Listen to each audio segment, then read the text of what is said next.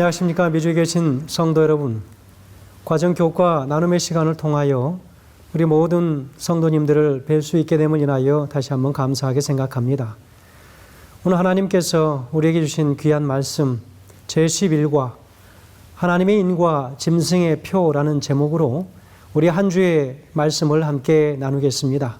하나님의 인과 짐승의 표, 참으로 중차대한 질문이면서 이 시대에 가장 모든 성도들이 바르게 깨달아야 하고 이것을 위하여 준비되어야 할 것이 있다면 바로 하나님의 인과 짐승의 표라고 하는 큰 제목일 것입니다. 함께 말씀 나누기 전에 기도하겠습니다.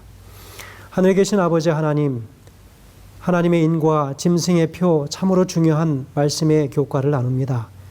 주님, 이 말씀을 대할 때에 우리 모두가 다 하나님의 인을 받기에 부족함이 없도록 준비되게 하시고 그러므로 하나님의 말씀을 바르게 깨닫게 위하여 하늘의 지혜와 능력을 허락해 주시기를 예수님의 이름으로 간절히 기도합니다. 아멘.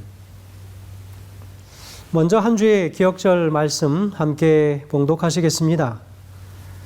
또 봄에 다른 천사가 살아계신 하나님의 인을 가지고 해 돋는 데로부터 올라와서 땅과 바다를 해롭게 할 권세를 받은 네 천사를 향하여 큰 소리로 외쳐 이르되 우리가 우리 하나님의 종들의 이마에 인치기까지 땅이나 바다나 나무들을 해하지 말라 하더라 라고 말씀하고 있습니다.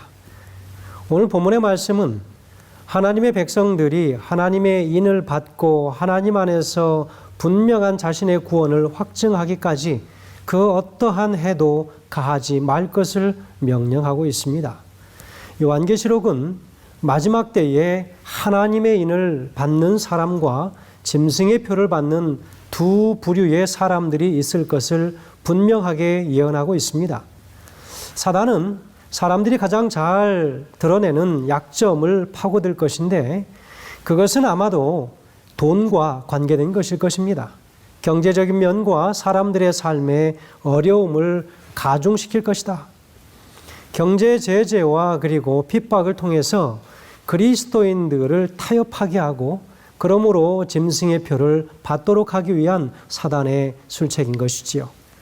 온 세상이 짐승을 따를 것이지만 하나님을 사랑하고 그분의 계명을 지키는 사람들은 핍박과 어려움 가운데서도 인내하며 어린 양의 인도하는 길을 따라가게 될 것이라고 하는 것이 오늘 말씀입니다.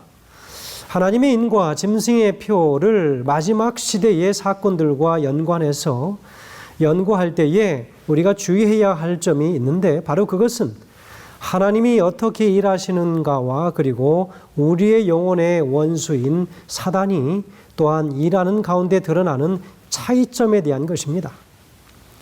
우리가 하나님의 말씀을 연구하는 것처럼 그리스도와 사단 사이의 대쟁투에서 중심적인 쟁점은 충성과 예배 그리고 권위에 대한 초점이 분명하게 맞춰져 있다고 하는 사실이죠.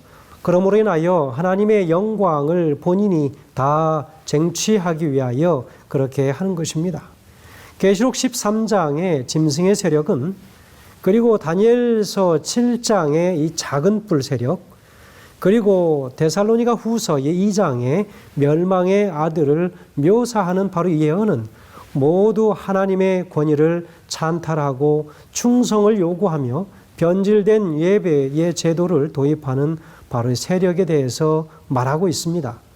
바로 그것은 숭배를 강요하기 위한 힘, 다시 말하면 강제적으로 그리고 때로는 뇌물과 보상을 사용하면서 사람들의 마음을 회유한다는 것이지요. 반대로 하나님의 나라의 기초는 사랑을 근간으로 하고 있습니다. 하나님의 백성은 그분을 경배하는 데서 가장 큰 기쁨과 즐거움을 찾게 되는 것입니다. 사람들은 하나님께서 우리를 얼마나 사랑하시고 우리를 위하여 애쓰시는지를 알기 때문에 우리도 기꺼이 하나님을 위해서 헌신하게 되는 것입니다. 마지막 때에 우리 중 누구든지 짐승의 표를 받지 않게 하는 한 가지가 있는데 바로 그것은 그 어떤 것도 끊을 수 없는 예수님에 대한 깊은 우리의 사랑이 바로 그것이라고 하는 것입니다. 바로 예수님을 향한 그 사랑이 우리 안에 분명하게 확고하게 서 있다면 그 어떠한 유혹도 우리를 꺾어내거나 혹은 우리를 괴롭히는 그 일들을 할 수 없다고 하는 것입니다. 그렇다면 먼저 하나님의 인과 짐승의 표가 무엇인지의 정의를 확인하도록 해야 하겠습니다. 이스라엘에게 있어서 성경에 나타난 여러 표들을 좀 살펴보겠습니다. 창세기 17장 11절에는 너희는 양피를 베어라. 이것이 나와 너희 사이의 언약의 표징이니라 라고 이야기합니다. 구약시대의 할례의식은 하나님과 백성들 사이의 표징이었습니다. 구원받는 하나님의 백성들의 표, 그것은 무엇인가? 베드로전서 3장 21절은 이야기하기를 물은 예수 그리스도의 부활하심으로 말미암아 이제 너희를 구원하는 편이 곧 침례라 이야기하고 있습니다. 여러분, 구약시대에 있었던 하나님과 그분 백성들의 사이에 언약의 표징은 바로 할례였고 이제는 예수님께서 오셔서 돌아가신 이후에는 특별히 침례라고 하는 것이 구원의 표로 주어졌다라고 성경에서는 그렇게 기록하고 있습니다. 신약시대의 침례는 구원받은 하나님의 백성을 나타내는 표였습니다. 하나님과 피조물 사이의 표, 출애굽기 31장 13절에서는 이야기합니다. 너는 이스라엘 자손에게 고하여 이르기를 너희는 나의 안식일을 지키라. 이는 나와 너희 사이에 너희 대대의 표징이니 나는 너희를 거룩하게 하는 하나님인 줄 너희로 알게 함이라 라고 기록하고 있습니다. 또 에스겔서 20장 12절과 20절에는 그렇게 기록합니다. 안식일을 주어 그들과 나 사이의 표징을 삼았노라 라고 이야기를 하고 있습니다. 그러므로 오늘날 우리가 침례를 받고 안식일을 지키는 일은 성경에 나타난 바로 여자, 다시 말하면 이 땅에서 하나님의 뜻을 이루어가는 교회의 일원임을 분명하게 표시하는 가장 확실한 증거입니다. 여자의 후손인 바로 예수님과 관련을 가지고 있다는 증거입니다.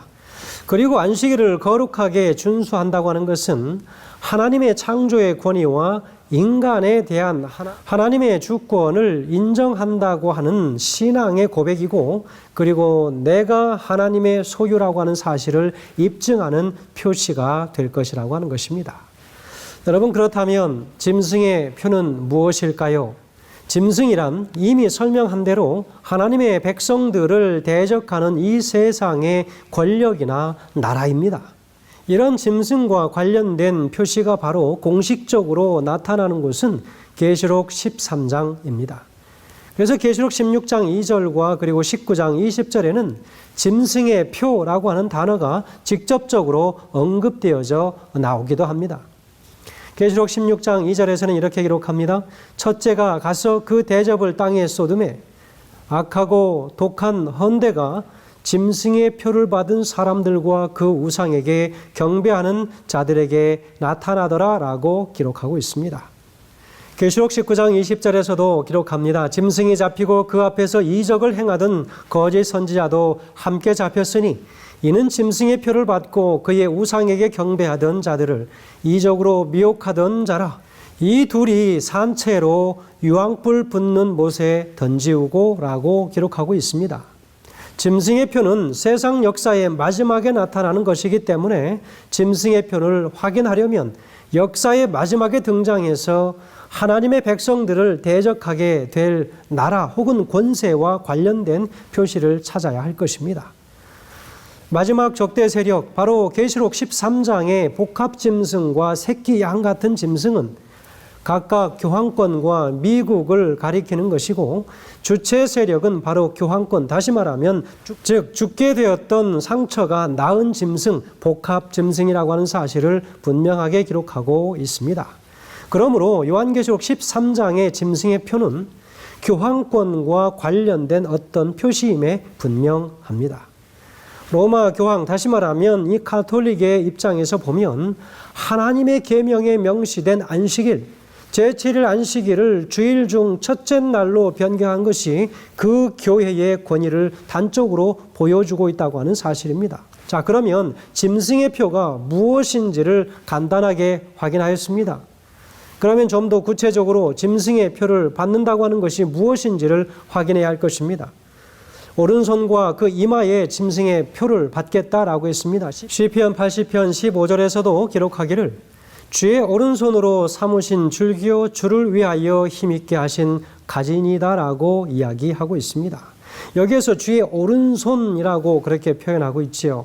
이사야서 62장 8절에서 기록하기를 그 오른손 그 능력의 팔로 맹세하시되라고 기록하고 있습니다. 에스겔 3장 8절에서는요. 그러나 이스라엘 족속은 이마가 굳고 마음이 강팍하여라고 이야기합니다.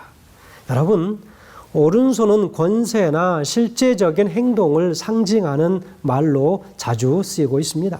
1848년 미국 버먼트주 한 철도회사에서 일했던 피니어스 게이지라고 하는 사람이 공사 중에 큰 폭파 사고로 인해서 전두엽이 손상되는 사고를 당했습니다. 그런데 그는 현장 주임으로 일하면서 아주 성품이 좋았고 그리고 좋은 리더십을 가지고 있었던 사람이었습니다. 그런데 얼마 후 그를 아는 사람들은 그의 성격이 완전히 달라졌다라고들 이야기했습니다.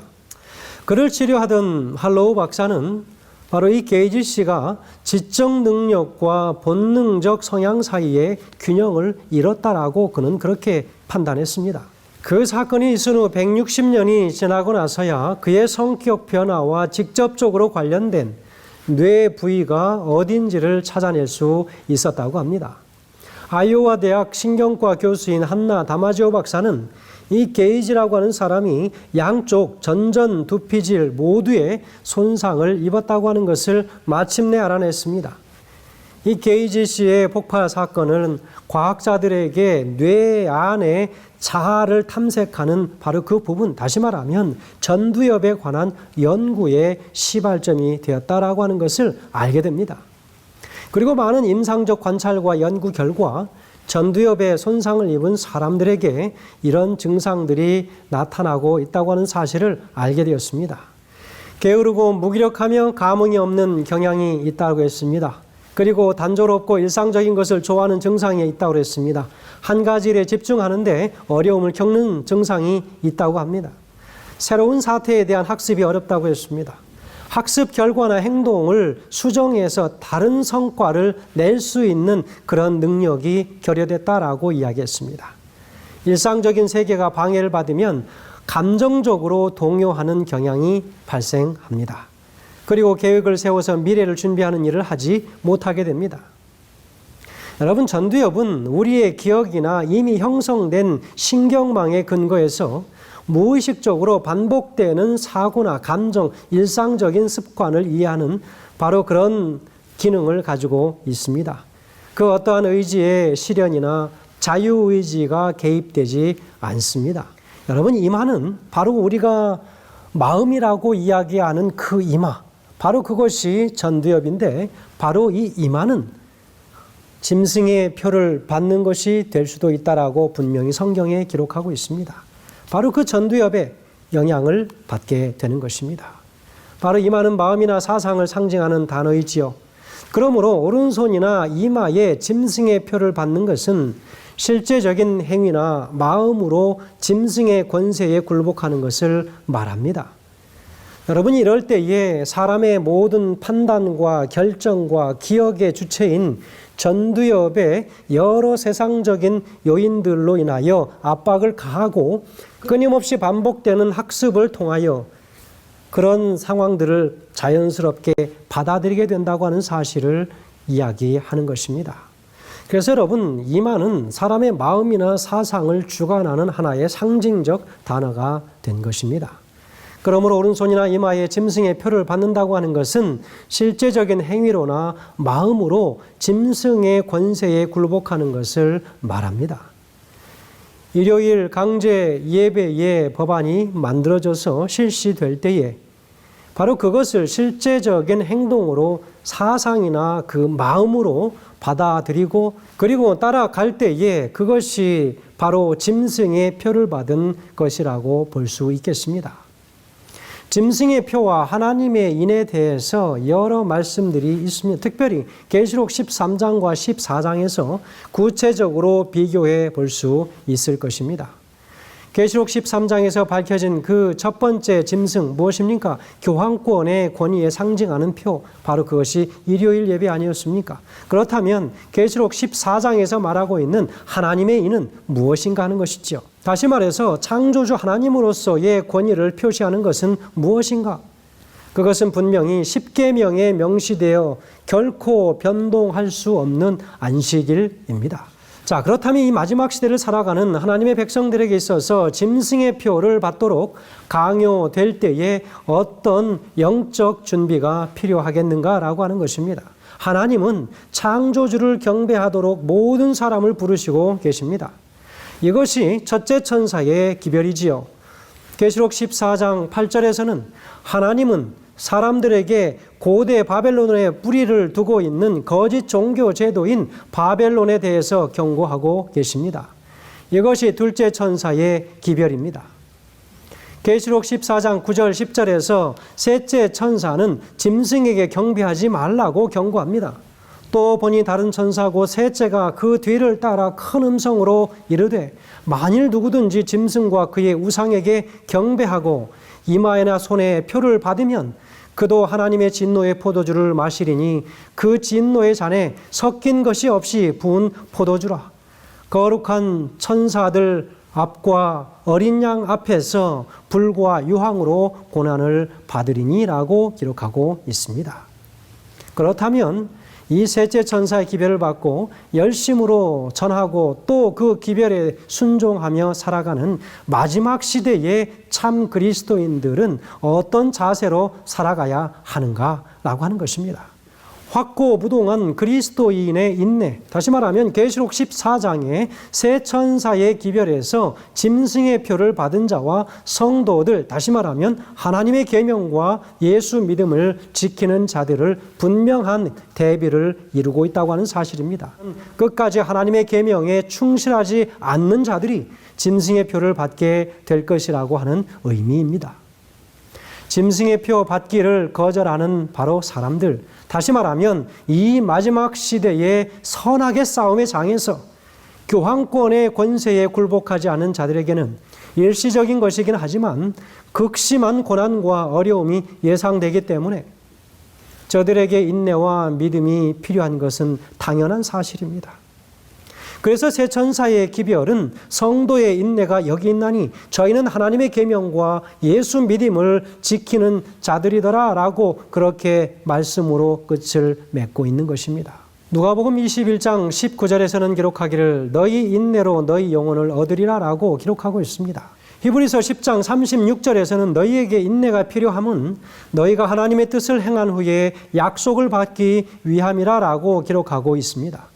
인내라고 하는 헬라어 단어로 후퍼모네라고 하는 단어인데 확고한 인내 그리고 어떠한 핍박과 박해에도 하나님의 은혜 안에서 확고부동한 인내로 하나님 중심적이고 그리고 확고한 순종의 자세의 삶을 살아가야 함을 이야기할 때 사용하는 단어입니다. 자, 여러분 그렇다면 이 확고부동한 인내와 순종은 무엇을 기반으로 한 그리스도인의 삶인지를 알아야 하는데 계시록 14장 12절에 나타난 이 두 가지 중요한 특징들은 마지막 시대의 백성들이 반드시 가지고 있어야 한다는 신앙의 기본입니다. 첫째 천사의 기별은 창조주를 경배하는 것은 짐승을 경배하는 것과 대치된다라고 분명하게 기록하고 있습니다. 하나님의 계명을 지키고 예수의 믿음을 가진 백성들에게 나타난 바로 그러한 증거는 하나님의 계명을 지키고 예수의 믿음을 가진 백성에게 분명하게 나타난다라고 이야기하고 있는 것입니다. 그리스도에 대한 충성이나 짐승의 권세에 대한 충성에 대한 마지막의 충돌은 예배를 중심으로 전개될 것이라고 하는 사실입니다. 선과 악 사이의 이 두 대쟁투의 중심에는 안식일 예배와 일요일 예배가 놓여져 있음을 오늘 우리는 기억해야 합니다. 남은 자손은 하나님의 권위의 상징인 바로 안식일을, 사단의 자손은 사탄의 권위를 인정하는 일요일을 놓고 두 부류가 극렬하게 충돌하게 되는 것입니다. 하나님의 권위와 인간의 권위를 상징하는 안식일과 일요일은 바로 이것 때문에 아주 중요한 문제로 대두되게 됩니다. 아무 날이나 예배하면 되는 것이 아니라 선과 악의 뚜렷한 구분이라고 하는 것입니다.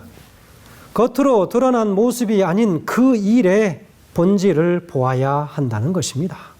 계시록 13장에서 강요되는 짐승의 표를 받는다는 것은 진리보다 인간의 권위에 굴복하는 것을 의미합니다. 이 일이 시작되어 일요일 강제 휴업령이 발효되고 그 법을 따르지 않는 사람들은 매매도 할 수 없고 극한 상황에 있게 되면 짐승의 표를 받지 않으려고 하던 그 사람들, 다시 말하면 남은 자손에 속했던 것으로 보였던 많은 사람들이 하나님의 계명과 진리를 저버리고 인간의 권위에 굴복하게 될 것이라고 하는 사실을 이야기합니다. 반면에 바벨론의 비밀을 잘 알지 못하던 외관상 바벨론에 머물러 있었던 하나님의 신실한 수많은 백성들은 계시록 14장의 둘째 천사의 기별을 듣고 진리를 깨닫게 되면 바벨론에서 나와서 남은 자손에 가담하게 되는 것입니다. 이때에 교파를 초월하는 남은 자손이라는 성서적 명칭이 하나님의 참 교회를 구별하는 그런 기준이 되게 될 것입니다. 성도 여러분, 마지막 시대의 시험을 견딜 만한 확고한 인내의 믿음을 가지고 있다고 생각하십니까? 온전한 예수 믿음을 소유하고 생애하게 되면 하나님의 은혜로 변화될 것입니다. 오늘 우리 주님의 충실한 제자들은 예수를 믿는 믿음뿐만 아니라 예수의 믿음을 우리도 소유하게 될 것이라고 하는 사실입니다. 마지막 때에 가진 예수의 믿음의 품격은 그들의 것이 될 것이고 그들은 예수님이 하신 것처럼 죽기까지 충성된 자로 남을 것입니다. 기도하겠습니다. 하늘에 계신 아버지 하나님, 오늘 말씀 속에 나타난 이 모든 말씀에 관한 그 깨달음이 우리 심령 각자의 마음속에 충만케 하여 주셔서 하나님의 인을 받기에 부족함이 없는 하나님의 백성들이 될 수 있도록 인도하시기를 예수님의 귀하신 이름으로 간절히 기도합니다. 아멘.